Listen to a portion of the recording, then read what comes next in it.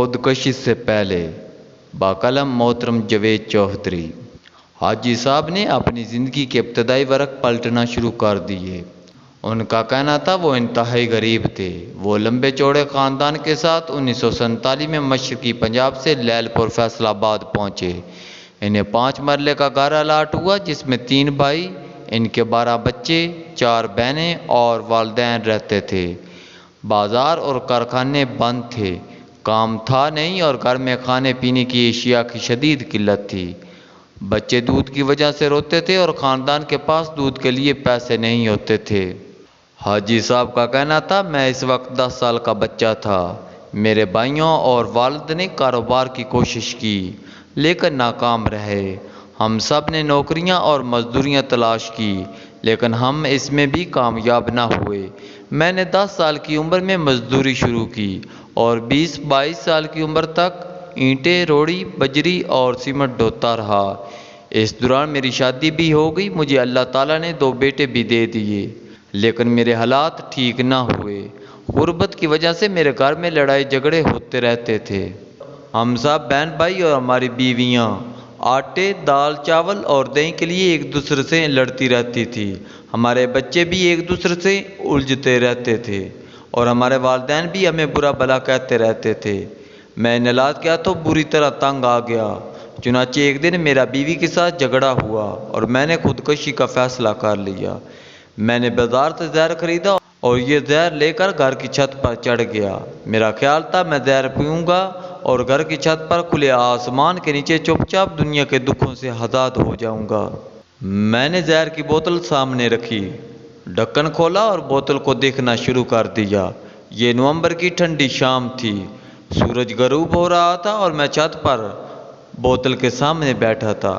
میری موت 2 فٹ اور آدھا گھنٹے کے فاصلے پر تھی۔ میں نے اس کیمیکل کے 3 گھونٹ بھرنے تھے اور میں آدھے گھنٹے میں دنیا اور اس کے دکھوں سے آزاد ہو جانا تھا۔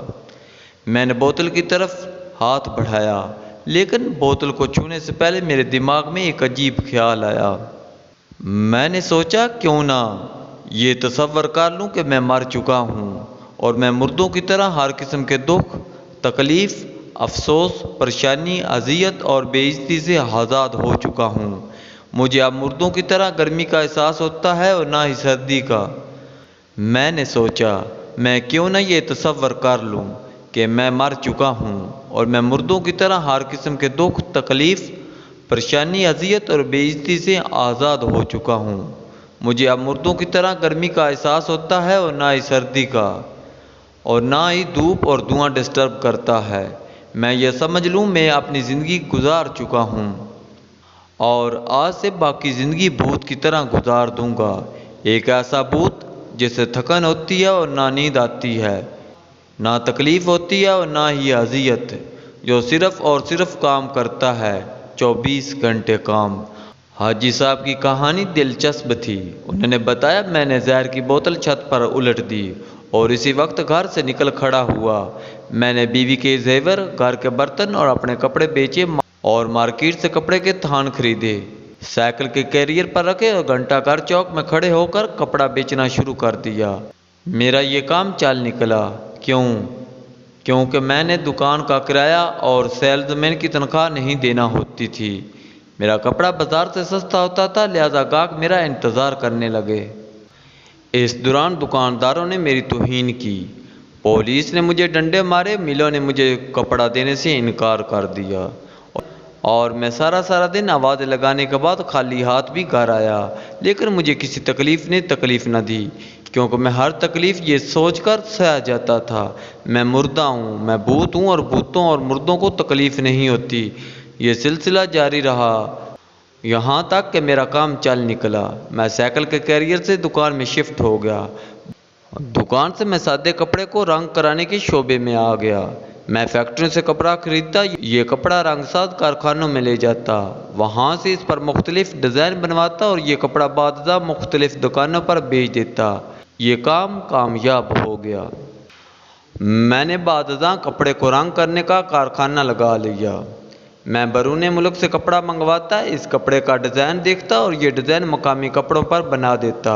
میں نے چند سال بعد مل بھی لگا لی۔ میں نے باریک کپڑا بھی بنانا شروع کر دیا اور میں نے تیار